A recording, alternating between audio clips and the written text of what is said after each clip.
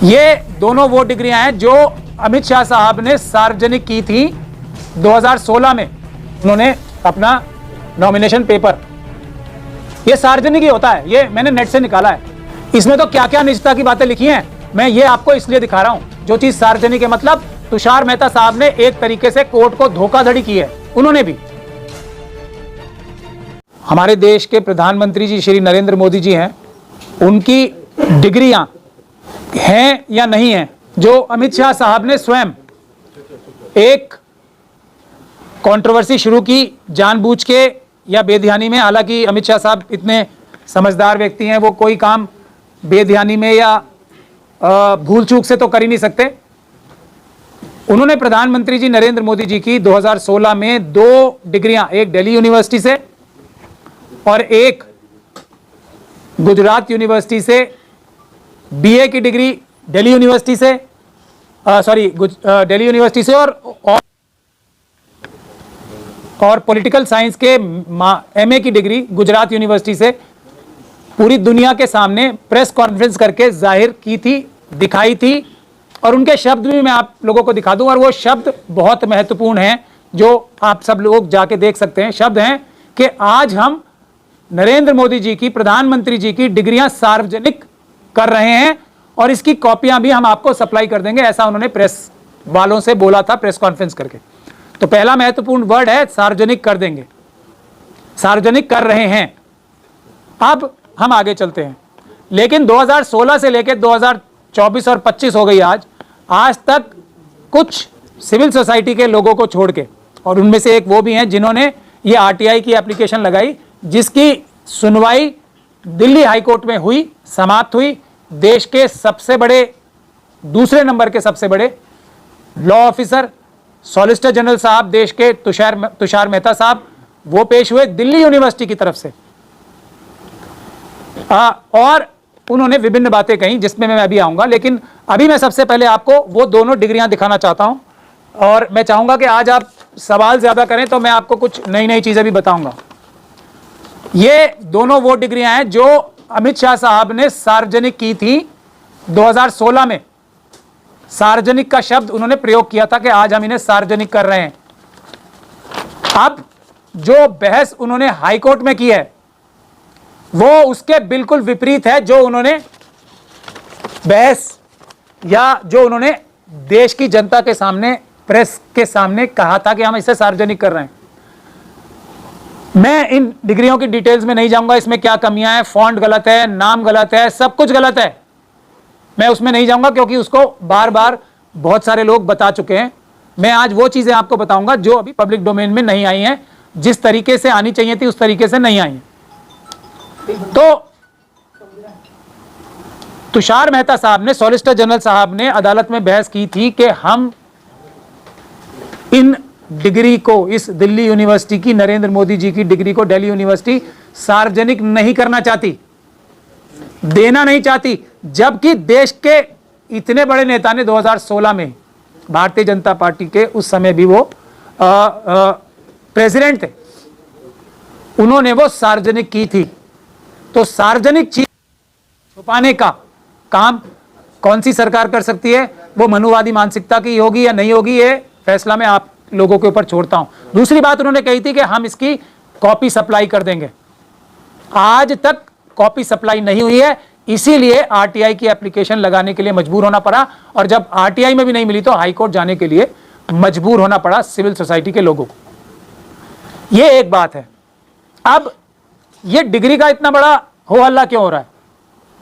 ऐसा तो कहीं नहीं लिखा है कि किसी संविधान में, ना बाबा साहब डॉक्टर भीमराव अंबेडकर ने लिखा है, ना किसी कानून में है, रिप्रेजेंटेशन ऑफ पीपल्स एक्ट जो है, ना इसमें कहीं लिखा है कि नरेंद्र मोदी जी या कोई और अनपढ़ होने के साथ साथ, जाहिल होने के साथ साथ इलेक्शन नहीं लड़ सकते। ऐसा कहीं नहीं लिखा है, ना नरेंद्र मोदी जी के नाम से लिखा है, ना किसी और के लिए लिखा है कि कोई अनपढ़ जाहिल व्यक्ति भी होगा, बिल्कुल बिना पढ़ा लिखा होगा तो वो चुनाव नहीं लड़ सकता, नहीं लड़ सकता, ऐसा कहीं नहीं लिखा है। तो एक बात तो यह है। दूसरी बात इसमें यह है महत्वपूर्ण कि मोदी जी को ये डिग्रियां अगर उनके पास हैं या नहीं है, और ये है या नहीं है का जो विवाद भी इसीलिए शुरू होता है क्योंकि मोदी जी स्वयं ही वरना किसको क्या फर्क पड़ रहा था, एमए हैं तो हैं, देश में लाखों करोड़ों लोग एमए। मोदी जी के लिए क्यों प्रॉब्लम हो गई, एकदम लोगों के कान क्यों खड़े हो गए? क्योंकि अमित शाह जी ने सार्वजनिक की।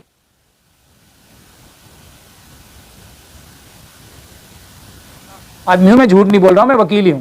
किसी से, आप में से किसी से कोई डिग्री ले ले, सब दे देंगे डिग्री, क्या क्या दिक्कत है? किसी को कोई दिक्कत नहीं है। तो एक बात तो ये, लेकिन मोदी जी, क्योंकि अब दूसरी बात ये कि मोदी जी जैसे ही अपना मुंह खोलते हैं ना कभी भी, तो वो कितने पढ़े लिखे हैं या नहीं है, ये वैसे ही पता लग जाता है सबको। और इसके उदाहरण सैकड़ों नहीं हजारों आपको मिल जाएंगे, पब्लिक डोमेन में भी, सोशल मीडिया और दूसरी न्यूज के माध्यम से भी मिल जाएंगे। तो जब एमए की बात की गई तो लोगों के, और बैचलर की बात की गई, और साथ के साथ मोदी जी के वो बयान भी देखे गए लोगों ने कि मैं कहीं पढ़ा लिखा नहीं हूं, मैंने कोई फॉर्मल एजुकेशन नहीं ली है, तो लोगों का माथा ठनका। इसीलिए ये कंट्रोवर्सी शुरू हुई, वरना कोई कितनी भी डिग्रियां बताता रहे, किसको परवाह है? भारत में तो पीएचडी पता नहीं कितने हैं, यहाँ छोटी छोटी नौकरियां ढूंढने के लिए, और कई लोग तो मजदूरी का काम भी कर रहे हैं पीएचडी किए हुए। तो यहाँ एमए की डिग्री वो पूछ कौन रहा है? कितने लोग लेके घूमते हैं एमए डिग्री, पर मोदी जी के पास है, इसलिए सब हैरान हो गए, कैसे हो सकती है? हो ही नहीं सकती, ऐसे आदमी के पास कहां से आ जाएगी? एक बात तो ये हो गई। अब दूसरी बात ये कि अब एक झूठ को बोल के, एक झूठ को छुपाने के लिए 70 झूठ बोलने पड़ते हैं। ये भी एक आयाम है सिर्फ, कि मोदी जी को एक तो अपने आप को पढ़ा लिखा बताना था, जो चीज नहीं है वो उन्हें बतानी थी। ऐसा ही शक होगा ना सब लोगों को। और मैं तो साफ साफ बात करने का आदी हूं, मैं तो बाकी लोगों की तरह नहीं हूं कि हम ये नहीं कह रहे कि मोदी जी की डिग्रियां असली नहीं है। मैं ये बात कह रहा हूं कि मुझे 99.9% ये श्योर हो गया है कि डिग्रियां नकली हैं, जो अब तक की पिछले 2016 से 2025 आ गया, आज 9 साल हो गए, जो पब्लिक डोमेन में न्यूज हैं, पब्लिक डोमेन में जो खबरें हैं, उसके माध्यम से मैं पूरी तरीके से कंफर्म हूं कि 99.9% मोदी जी की ये दोनों डिग्रियां झूठी हैं, नकली हैं। सीधी सीधी बात करनी चाहिए, घुमा फिरा के नहीं। और इसीलिए इतने महंगे महंगे वकील, इतने बड़े बड़े वकील, उनके दूसरे काम छुड़वा के इस काम को कराया जाता है कि हम डिग्री नहीं देंगे, जो चीज वो सार्वजनिक कर चुके हैं पहले। एक बात ये हो गई। चलिए, ये तो मोदी जी का मामला है कि, और विपक्ष की पार्टियों का मामला है कि वो उसका राजनीतिक लाभ उठाना चाहते हैं, नहीं उठाना चाहते, या मोदी जी से डर के कोई उसके बारे में कोई मजबूत कार्रवाई करना नहीं चाहते, ये तो हम उन पे छोड़ देते हैं।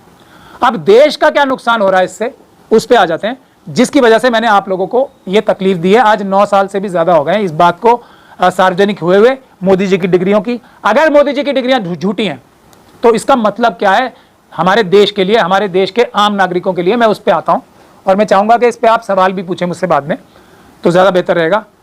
एक सुप्रीम कोर्ट ने जजमेंट पास की थी कि लोग जो है ना, जो भी इलेक्शन लड़ेगा वो अपना एफिडेविट भी उसे फाइल करना पड़ेगा, क्योंकि पहले ऐसा प्रावधान नहीं था जिसमें उसे ये बताना पड़ेगा कि मैं जो है, मेरे ऊपर इतने केस चल रहे हैं, मेरे और मेरे परिवार वालों के इतने एसेट्स हैं, इतनी प्रॉपर्टीज हैं, इतने पैसे हैं, इतना बैंक बैलेंस है, ये भी बताना पड़ेगा। और ये भी बताना पड़ेगा कि मैं कितना पढ़ा लिखा हूं या मैं कितना अनपढ़ हूं। अनपढ़ का शब्द मैं अपनी तरफ से यूज कर रहा हूं, लेकिन मतलब वही है कि कितना पढ़ा लिखा हूं, यह भी एफिडेविट के माध्यम से बताना पड़ेगा नॉमिनेशन भरते समय, ताकि देश की जनता अपना नुमाइंदा चुनते हुए यह फैसला कर ले कि मुझे जो ज्यादा पढ़ा लिखा कैंडिडेट है उसे वोट देना है या जो कम पढ़ा लिखा है उसको वोट देना है। कोई बंदिश तो नहीं है ना भारत देश की जनता के ऊपर कि अनपढ़ को वोट नहीं देना पसंद करेंगे, हो सकता है करें पसंद, तो ये लेकिन जनता के सामने होना चाहिए। जो व्यक्ति ये बात छुपाएगा तो ये चीटिंग और धोखाधड़ी का मामला बनता है। और चीटिंग एक आदमी को दी जाए तो आप समझ सकते हैं कितने 7 साल की सजा होती है ना। चीटिंग यदि एक व्यक्ति से की जाए 4 से 7 साल तक की, 3 से 7 साल तक की सजा होती है एक व्यक्ति को। और अगर लाखों लोगों को चीटिंग की जाए और वो अलग अलग चीटिंग का मुकदमा दर्ज कराएं, तो आप समझ सकते हैं कोई झूठा एफिडेविट फाइल करके वोट लेने वाले का क्या अंजाम हो सकता है। यह बात मैंने बताने के लिए आज देश के आपको लोगों को तकलीफ दी है, ताकि देश की जनता और खास तौर पे वो लोग इस चुनाव में और इससे पहले वाले चुनाव में,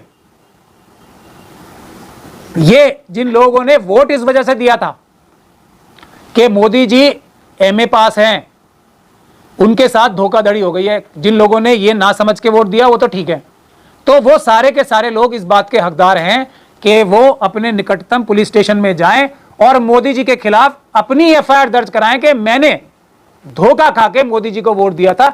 ये तो अब मुझे धोखा ही हो गया, क्योंकि ये तो डिग्री दिखाने से ही बच रहे हैं, ये तो एमए पास है ही नहीं, ये इन्होंने मुझे धोखा दे दिया था।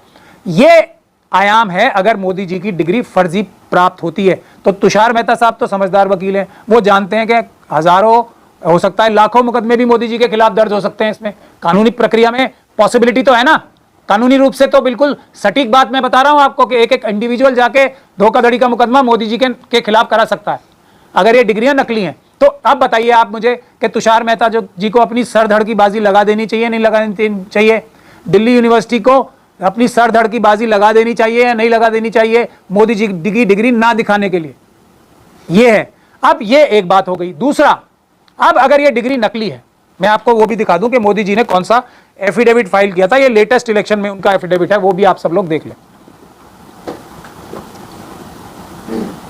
ये उनका जो उन्होंने अपना नॉमिनेशन पेपर, ये सार्वजनिक ही होता है, ये मैंने नेट से निकाला है। तुषार मेहता जी को बड़ी समस्या हो जाती है ना इन सब चीजों से।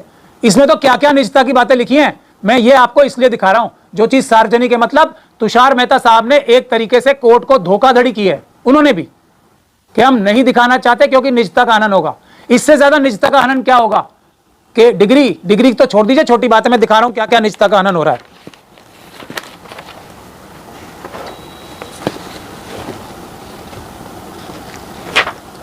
इतनी सारी चीजें हैं, उनके ऊपर केस है या नहीं है, ये निजता का हनन हो रहा है उनका। उनके कहां से उन्होंने क्या क्या काम किया, कितने उनके पास पैसे, एक एक पैसे का हिसाब, बैंक बैलेंस का हिसाब, ये देखिए। ये निजता का हनन है या नहीं है? डिग्री तो कमी छोटी बात होती है ना, ये निजता का हनन हो रहा है? निजता का हनन नहीं हो रहा है, ये पब्लिक डोमेन में है ये सारी चीजें। देखिए आप, एक एक चीज, एक एक उनका एक एक रुपया, एक एक आना पाई जो एक नंबर की है, वो सारी ये निजता का हनन हो। तुषार मेहता जी से सवाल है ये जो उन्होंने बहस की है। ये 1 2 3 20 पेज हैं ये।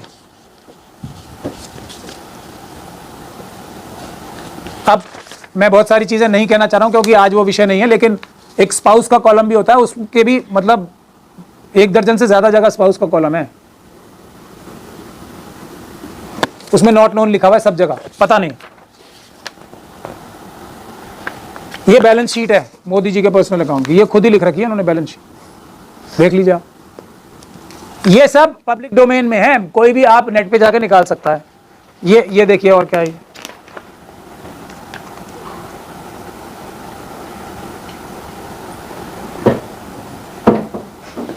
ये लीजिए बैंक अकाउंट,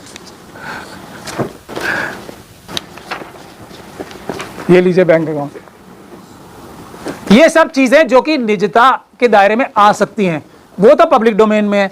लेकिन जो ये चीज है जो उन्होंने लिखा है, वो भी आप सब लोग देख लीजिए, जिसपे ये सारा, ये नीचे का कॉलम, जो कॉलम है my education qualification is as under, ये लास्ट का कॉलम,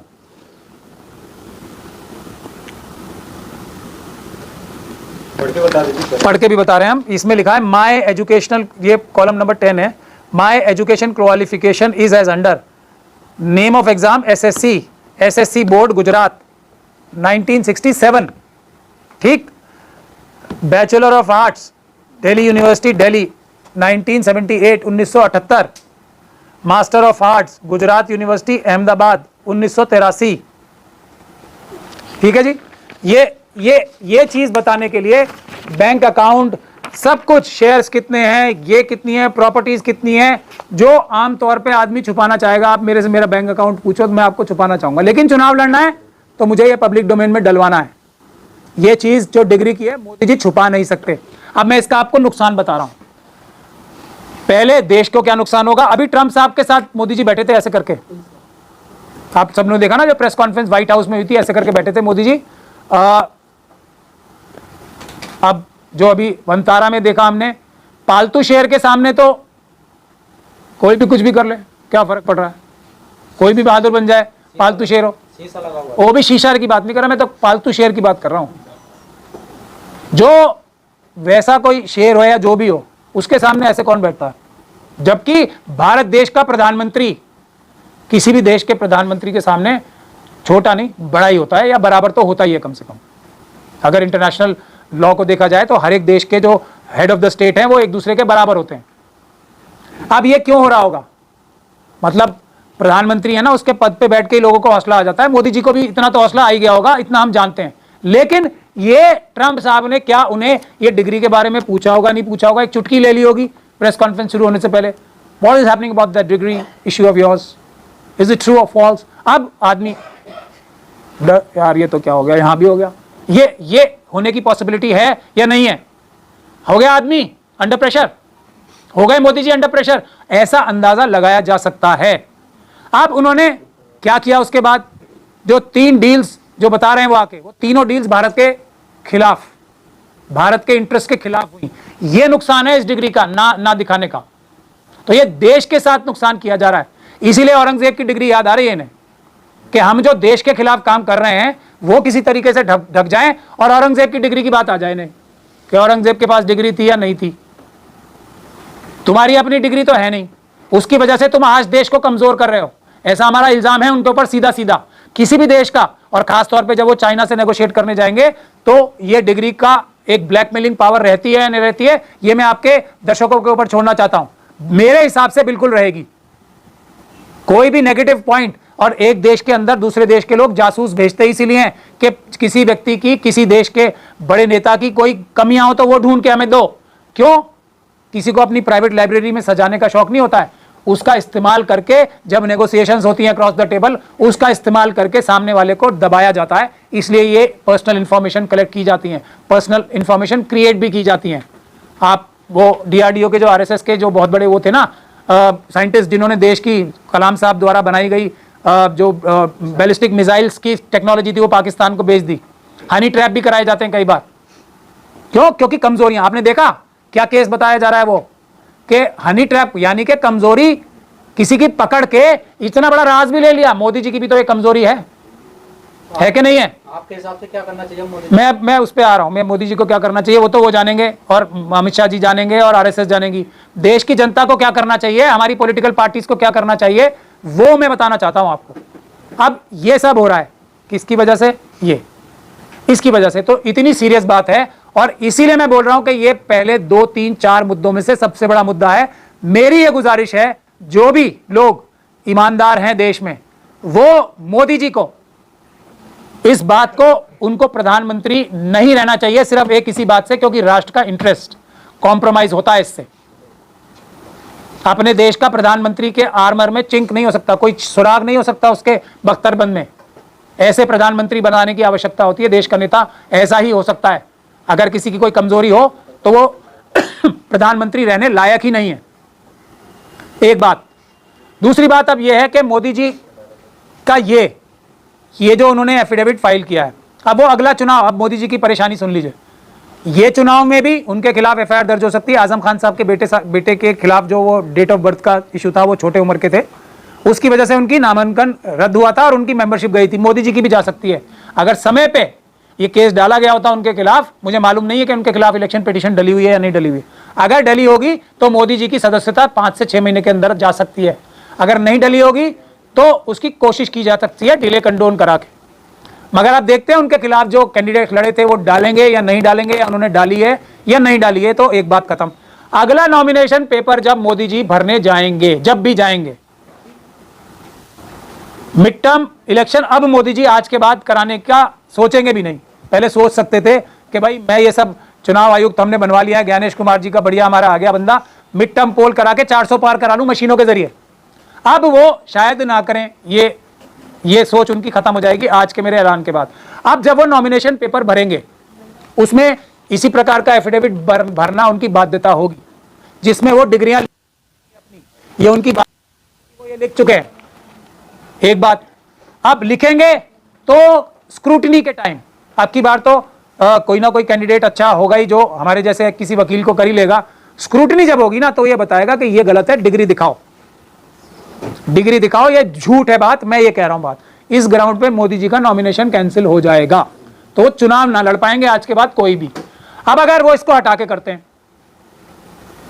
तो वैसे ही झूठा एफिडेविट हो जाएगा उनका कि ये झूठ बोल रहे हैं। पहले तो इन्होंने कहा था डिग्री है, अब कह रहे हैं डिग्री नहीं है। तो इसीलिए अब ये स्थिति देश के सामने है। देश के लोगों को, सिविल सोसाइटी को इस पे काम करना चाहिए, लेकिन ये सब करने की हिम्मत, मैं घूम फिर के फिर अपनी मुख्य बात पे आके अपनी बात खत्म करूंगा, उसके बाद आपके सवाल लूंगा। ये सब करने की हिम्मत और जरूरत आती कहां से है? आती यहां से है क्योंकि जनता के वोटों से नहीं जीतते हैं वो चुनाव में वोट चुराने की मशीनों से, धोखाधड़ी के वोटों से चुनाव जीतते हैं। इसीलिए ये हिम्मत और जरूरत आ रही है कि कुछ भी करो, हमारा कुछ नहीं बिगड़ेगा। अमित शाह जी दिखाओ डिग्रियां हमारी, कोई दिक्कत नहीं है, हमारा कोई कुछ कर ही नहीं सकता, वोट तो हम मैनेज कर ही लेंगे, चुनाव तो हम जीत ही जाएंगे। इसके लिए हम लोगों को सबसे पहला मुद्दा वही हमारा रहना चाहिए। चुनाव में चोरी की मशीनें वो गई तो ये सब डिग्री 5 मिनट में आ जाएगी आपके पास, सारी झूठी डिग्री। अब मैं इसको झूठी डिग्री ही कहना शुरू कर रहा हूं क्योंकि अभी तक सच्ची डिग्री दिखाने से बच जो रहा है वो झूठी डिग्री ही दिखा रहा है, ऐसा मेरा मानना है। और मुझे ये भी डर है कि चुनाव में आरटीआई का कानून जो बदला जा रहा है ना, वो सिर्फ ये डिग्री छुपाने की वजह से ही बदला जा सकता है। ये भी मेरा इल्जाम है मोदी जी के ऊपर, क्योंकि वो ऐसे काम करने के लिए जाने जाते हैं, उनकी सरकार जो है आरएसएस बीजेपी की ऐसे काम करने के लिए